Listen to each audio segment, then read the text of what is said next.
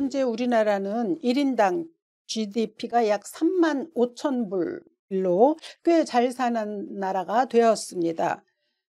소득도 높아지고 또 데이터 기술들이 굉장히 발전했습니다. 하지만 아이러니하게도 통계조사에서는 우리나라의 삶의 만족도 그리고 감사 지표는 오히려 하락을 보여준다고 합니다. 그렇다면 왜 이런 일이 일어났을까요? 심리학자들의 보고에 의하면 어렵고 가난할 때는 작은 혜택도 막 기적처럼 여겨져서 감사하지만 사람이 부유해지면은 왜 나에게 더 주어지지 않는가라고 그렇게 바뀌기 때문이라고 합니다. 좀 희한하죠? 예. 오늘 11월 16일 주일은 대부분의 한국 교회들이 추수감사절로 지키는 주일입니다. 원래 추수감사절은 미국 기독교의 전통절기이기 때문에 우리 한국 교회에서는 그들과 똑같은 방식의 추수감사절은 아니지만 그러나 시기적으로도 한 해를 마무리하는 그런 계절이기 때문에 감사를 되새기는 그러한 뜻깊은 절기로 지켜오고 있습니다. 한 해 동안 얼마나 많은 일이 있었는지 그리고 또 그 많은 일들 속에 하나님은 어떻게 우리의 삶에 개입하셨었는지를 한번 돌아보는 귀중한 시간인 거죠. 내가 그동안에 해왔던 일들 얼마나 많은 수고가 있었나 그리고 또 어떤 부분에 결실들이 있었나라고 하는 것을 또 한편으로는 왜 만족할 만한 성과를 내지 못했었을까라고 하는 그러한 생각도 해보는 그런 시기이기도 합니다. 다시 말하자면 이제 복기를 한번 해보는 거죠. 복기라고 하는 거 그거는 이미 끝난 사건을 다시 보면서 의미를 찾아내는 고급 기술이다라고 하는 사전적 의미가 있습니다. 보통 대부분 바둑이나 체스 그리고 또 스포츠 또는 주식 투자 같은 그런 세계에서 쓰이는 말이라고 하죠. 이거 그냥 단순히 그냥 돌아보는 정도에 그치는 것이 아니고 어떤 선택이 옳았던 것인지 또는 내가 어떤 도움을 받았었는지 아니면 내가 어떻게 했던 것이 이 모든 사건의 방향을 바꾸었는지 이러한 것들에 대해서 밝혀보는 과정을 복기라고 하는 거죠. 그러니까 이 한 해가 이제 그렇다는 말인 거죠.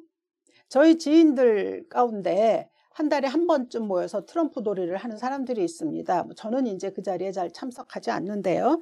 예전에 한번 갔을 때마다 보면 한 게임이 끝날 때마다 얼마나 열심히 복귀를 하는지 알 수 없습니다. 정말 게임을 할 때보다 복귀할 때가 더 치열합니다. 그러면서 자기들끼리 웃으면서 말합니다. 우리가 학창시절에 이런 식으로 공부를 했다면 엄청난 성과를 이루었을 거야 라면서 이제 호탕하게 웃곤 하죠. 그토록 이제 복귀라는 것은 우리를 한번 정말 제대로 돌아보는 그러한 것이 될 수 있는 것이죠. 지난번에 우리나라를 다녀갔던 엔비디아의 젠슨 황을 아실 겁니다. 그분은 이렇게 얼핏 보기에도 자신감이 무척 투철한 그런 경영자처럼 보였습니다. 우리가 세계를 만들고 있다라고 하는 그러한 슬로건 아래서 자신이 만들어내는 모든 것에 엄청난 확고한 신념을 가지고 있고 또 그의 말 한마디로 주식시장도 들썩이기도 하고 하죠. 그렇지만 그 역시 2000년대 초반 용산전자 상가를 돌아다니면서 자신이 만들었던 그래픽 카드를 팔기에 여념이 없었다고 아주 솔직한 진솔한 고백을 했습니다. 그러면서 말했죠. 한국의 게임방이 우후죽순 많이 일어나는 그 까닭에 내 사업이 오늘날 이렇게 흥할 수 있었다. 자신의 자신감도 중요하지만 그러나 이 한국의 모든 여건이 자기로 하여금 굉장히 사업을 흥하게 할 수 있었다라고 하는 그러한 좀 겸손한 모습을 보여주었죠. 젠슨 황뿐이 아닙니다. 미국의 빅테크라고 말할 수 있는 미국 최대 기업가들 그들 역시 공통적으로 하는 말이 있습니다. 그들은 대부분 우리는 굉장히 운이 좋았다라는 말을 합니다. 그러니까 세계 최강 그 회사들이 또 그 회사의 리더들이 공통적으로 자신의 능력을 말하는 것이 아니고 운, 타이밍 그리고 도와준 사람, 도와준 환경들을 언제나 내세운다라고 하는 점입니다. 그러니까 기업의 성공을 위해서 그야말로 정말 모든 것을 갈아 넣었지 않았겠습니까? 그런데 그럼에도 불구하고 그 일은 나 혼자 이룬 것은 아니다라고 하는 것을 말하는 그들의 태도에서 참 우리가 본받을 만한 점이 있겠다 싶은 거죠. 이렇듯 우리의 삶은 여러 사람들과의 관계 속에서 뭐 이렇게 형성이 되어 있습니다. 그래서 그들을 통해서 많은 유익을 얻기도 하고 또 도움을 얻기도 하죠. 특별히 그리스도인들에게 있어서는 그러한 사람들과의 모든 연결망, 만나게 하시는 그 날줄 시주를 통해서 하나님께서 보내신 돕는 사람들이 였구나라는 것을 뭐 그 당시에도 깨달을 수도 있고 또 시간이 조금 흐른 후에 깨달을 수도 있죠. 그래서 그들의 도움이 나로 하여금 오늘날 여기까지 올 수 있게 했구나라는 것을 생각하며 감사할 수 있게도 하고 또 그들에 대해서 복된 마음을 가질 수 있도록 만들어주기도 합니다. 뭐 저 역시 한 해를 돌아보니 꽤 많은 사람들의 도움이 있었음을 고백합니다.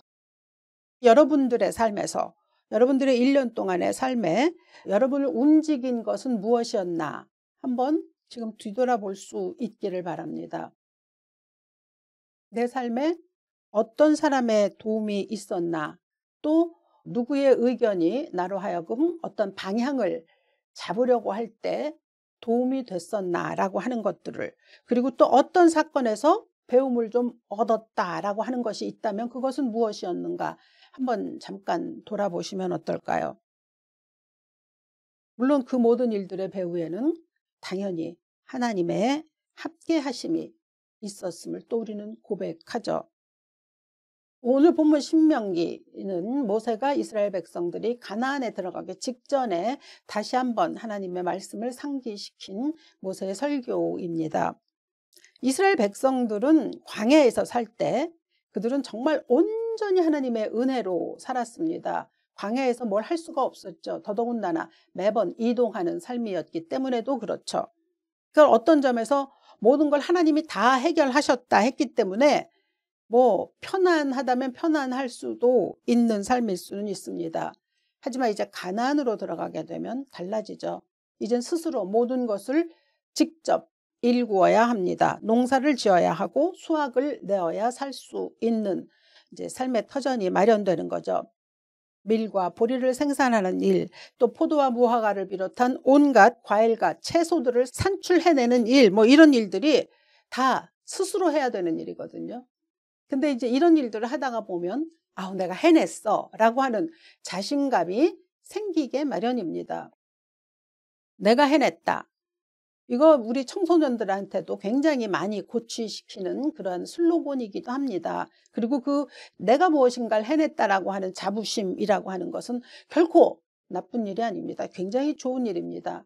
하나님께서는 우리의 노력과 수고를 통해서 무언가를 이루는 것을 굉장히 즐겨 하시기 때문입니다. 우리의 수고를 통해서 일하시지 않습니까? 그런데 오늘 본문 17절을 보면요. 내가 마음에 이르기를 내 능력과 내 손의 힘으로 내가 이 재물을 얻었다 말할 것이라 라는 언지를 미리 주셨습니다. 들어가기 전에 내 능력, 내 손의 힘으로 내가 이 재물을 얻었다.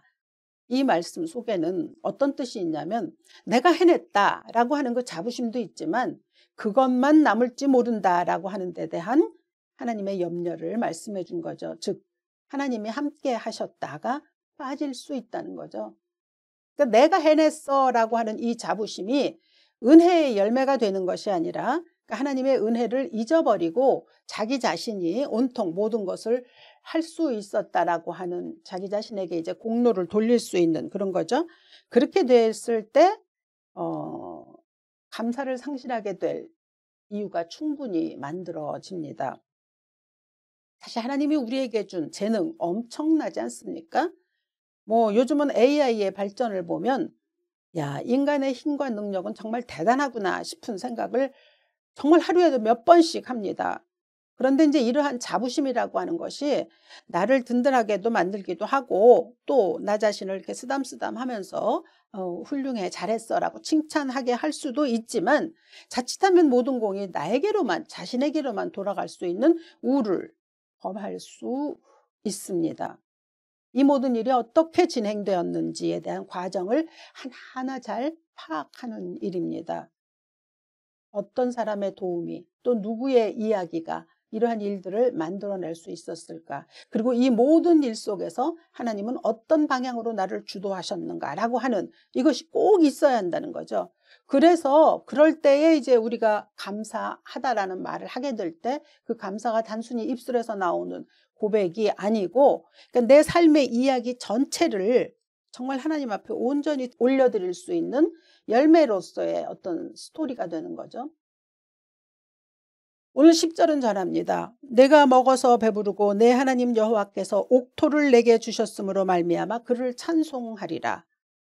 그럼요, 이 말씀이 우리의 삶에서 참 수시로 우리의 입술에서 고백되어져야 되는 말씀이라고 저는 그렇게 믿습니다. 내가 먹어서 배부르고 또 하나님께서 나에게 많은 걸 깔아주셨다는 거죠. 옥토를 내게 주셨으므로 말미암아 그래 하나님을 찬송하라라고 하는 거죠. 그러니까 풍요할 때 무엇인가 얻어졌을 때 하나님을 찬송하고 감사해야 한다라고 하나님이 지금 처음부터 말씀하고 계십니다.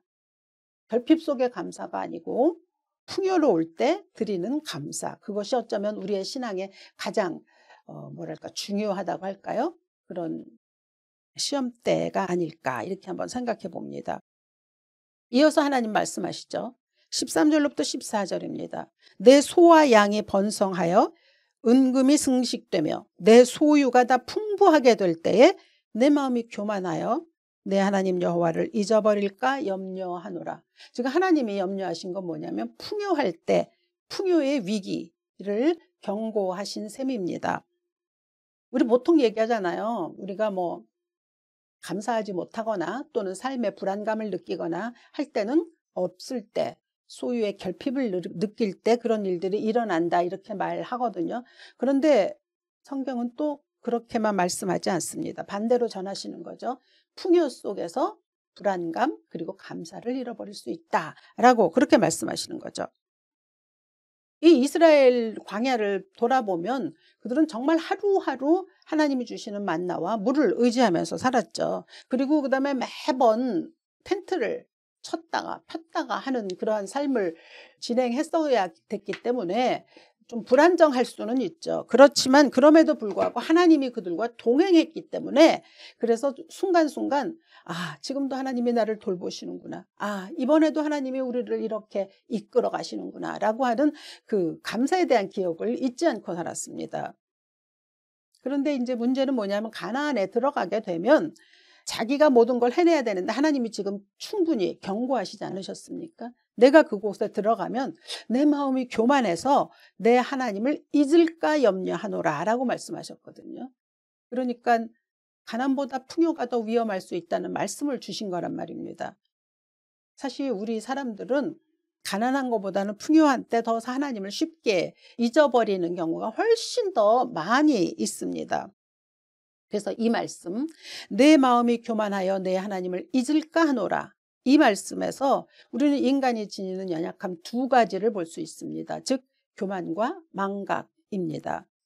사람들은 보통 교만을 얘기하면 뻐기는 태도, 큰 소리 내는 것, 그런 걸 많이 말하죠. 거만한 태도, 이런 사람 또는 많은 자랑을 해대는 사람, 이런 사람 보면 교만하다는 말을 하기 좋은데 오늘 본문을 보면 교만이 그런 것을 말하는 것이기보다는 그냥 조용히 하나님을 잊어버리는 것을 교만이라고 말합니다. 내 마음이 교만하여 하나님을 잊을까 하노라. 교만은 하나님을 잊어버리는 일이다 하는 거죠. 그러니까 우리의 삶에서 뭔가 잘 돼 나갈 때 또 풍요로울 때 내가 뭔가 일을 잘 해냈을 때 기도가 준다든가 아니면 말씀이 멀어진다거나 또는 감사가 또 사라진다거나, 그러니까 자꾸 내 자신이 떠오르는 거죠. 그렇게 될 때 그것은 조용히 하나님을 잊어버리는 것, 즉 은밀한 교만의 징후다라고 오늘 성경이 우리에게 말씀해 주고 있습니다.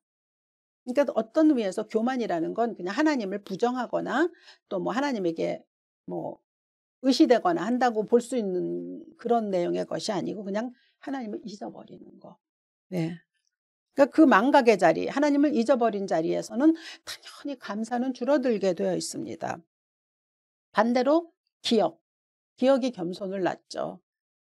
그러니까 기억한다는 건 뭐냐? 하나님께서 어떤 사람을 만나게 하셨지. 하나님이 이 방향으로 물꼬를 틔워주셨지.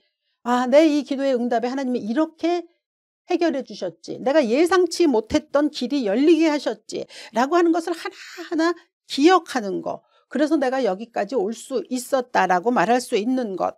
그것이죠. 그래서 이런 면에서 교만의 반대말은 겸손이기보다 이제 겸손은 기억의 열매라고 할 수 있는 거고요. 교만의 반대말은 기억이라고 오늘 본문을 통해서 또 우리가 찾아낼 수 있습니다. 18절이 전합니다. 내 하나님 여호와를 기억하라. 그가 네게 재물 얻을 능력을 주셨음이라. 재물 얻을 능력이라고 하는 것이 반드시 돈 버는 재주를 주셨다 이런 뜻으로만 해석할 수는 없습니다. 이 말씀 속에는 건강한 몸도 하나님이 우리에게 주신 능력 가운데 속하고요. 또 배울 수 있는 지혜를 주신 것도, 신뢰한 사람을 만나는 일도, 그리고 또 이 땅의 평화로운 환경이 허락된 그 모든 것이 다 나에게 무엇인가 얻을 수 있도록 허락하신 그런 능력에 속하는 것이죠. 하나님이 주신 것이죠. 요즘에 이제 그 AI에 관해서 참 사람들이 말을 많이 하는데 사람마다 생각하는 면이 조금씩 다르겠죠. 그리고 이제 AI로 인해서 일자리도 많이 잃어버릴 것이다 라고 하는 그런 우려를 합니다. 한편에서는 그러한 일들이 일어나고 있기도 하지만 또 한편에서 AI를 잘 활용하게 되면 굉장히 많은 유익을 얻습니다. 그리고 그것으로 인해서 생각지 못했던 일자리들이 또 마련이 됩니다. 그러니까 하나님이 우리에게 주신 그 지혜의 능력을 통하여서 하나님께서는 우리에게 더 좋은 길로 나갈 수 있게 하신다라고 하는 것을 알면서 모든 일에 대처해야 되지 않을까라는 그런 생각을 전 개인적으로 좀 해봤습니다. 이스라엘 백성들이 가나안 땅에 들어가면 하나님이 그 땅을 그들에게 주셨으므로 광야보다 훨씬 더 나은 환경을 이제 제공을 받은 거거든요. 그러니까 모자람이 없고 부족함이 없는 땅. 가나안을 젖과 꿀이 흐르는 땅이라고 말하지 않습니까? 근데 여기에서 젖과 꿀이 흐른다라고 하는 건 풍요롭다는 뜻이기도 하지만 그 안에 깊이 들어있는 아주 진실된 약속은 하나님의 약속이 완성된 땅이다. 내가 너를 축복하려고 마련해 놓은 땅이다 라고 하는 그 의미가 들어있습니다. 그러니까 이 백성들이 그 땅에 들어가서 풍요를 얻게 될 것이고 그렇게 될 때 그것은 이미 하나님께서 처음부터 준비해 놓은 것이기 때문에 자기의 능력이라고 말할 수 없는 거죠. 하나님 약속의 성취라고 말해야 되는 것이 맞는 거죠. 그러니까 젖과 꿀이 흐르는 가나안 땅은 하나님의 은혜를 기억하는 땅으로서 그들에게 남아 있어야 하는 것이죠. 그러니까 내가 이 땅에서 무언가를 이루어냈다라고 하게 되면 근데 문제는 처음에는 그게 자신감이 막 생겨서 좋습니다. 보통 많은 일들이 그런 것 같아요.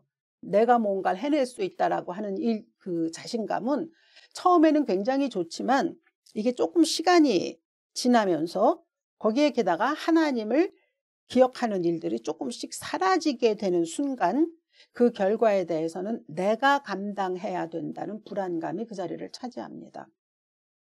가진 거 많아졌지만 또 그걸 지켜야 된다라고 하는 생각이 들기 마련이죠. 그래서 우리 사회가 풍요로워졌지만 불안이 가증하고 있는 것은 바로 이런 이유 때문입니다. 예수께서 어리석은 부자의 예화를 들어주신 것을 한번 봅니다. 그는 풍년으로 인해서 곡식이 참 많이 소출이 생겼습니다. 근데 그때부터 고민이 시작된 거죠. 그가 말하는 단어들을 보면 내 곡식을 쌓아둘 곳이 없으니 어찌할까 라고 말합니다. 그래서 그는 결국 더 큰 곳간을 짓고 더 많은 저장할 수 있는 장소를 추구하게 되죠. 근데 이제 이것은 어디에서 온 거냐면 이게 혹시 잘못될지 모르는 데 대해서 내가 미리 대비해야겠다라고 하는 그 불안에서 시작된 것이죠. 이 부자가 가지고 있었던 그 일의 흐름 그리고 그의 생각의 그 통로 이런 걸 보면 이 현대인들이 지금 가지고 있는 불안과 정확히 일치한다고 볼 수 있습니다. 어떻게 이걸 지켜낼까? 이걸 혹시 빼앗기면 어떻게 하나라고 하는 이 불안감인 거죠. 근데 그 부자의 말투에 보면 계속 내 곡식, 내 곡간, 내 영혼. 그러니까 즉 뭡니까? 주어가 온통 나에게 달려 있습니다. 그러니까 하나님이 재물 얻을 능력을 주셨다라고 하는 그 말씀에서 우리가 생각할 수 있어야 하는 모든 일의 주어가 하나님이 아닌 자기에게로 들어간 거죠. 그러니까 하나님이 빠진, 하나님이 망각된 그곳에 불안이 차지하게 된다는 거죠. 아무리 풍요해도 하나님을 잊어버릴까 한다고 하나님이 말씀하셨잖아요. 그 말씀 그대로입니다. 왜냐하면 하나님이 우리를 잘 아시거든요. 그러니까 미리 그렇게 경고를 하신 거 아니겠습니까? 풍요함이 자칫 우리에게 망각을 줄 수 있다라고 하는 거죠. 그리고 이러한 망각 속에서 내 중심성, 자기 중심성이 점점 강해지면 당연히 그 속에서는 불안의 성을 쌓게 마련입니다. 추수감사절이 1621년 청교도들이 그 신대륙을 건너가서 시작된 것이지 않습니까? 그때 그들은 그렇게 풍요하지 못했습니다. 신대륙에서 첫 수확을 만들어낸 이후에 하나님께 감사 예배를 드린 것이 추수감사절의 유래가 되었죠. 근데 그때 도착한 이래 그들의 고생담은 참 이루 말할 수가 없었습니다. 한겨울에 인구의 절반이 굶주림과 질병 속에서 보냈습니다. 살아남은 것을 기적이라고 말했을 정도입니다. 그렇기 때문에 그들이 추수감사절이라고 이름을 붙였지만 그들은 풍요의 결과가 아니라 은혜의 기억, 이 어려운 가운데서도 하나님이 우리를 지켜주셨다라고 하는, 하나님이 우리와 함께 계셨다라고 하는 그 하나님의 흔적에 대한 감사, 그것이 사실은 추수감사절입니다. 근데 그렇게 초기의 추수감사절에 하나님의 은혜를 기억하고 감사했던 그 절기가 이제 현대화에 와서는 자꾸 사라지고 있는 까닭은 이제 부요가 가져오는 망각 때문이기도 한 거죠. 하나님 말씀하신 대로입니다. 내 마음이 교만하여 여호와를 잊을까 염려하노라.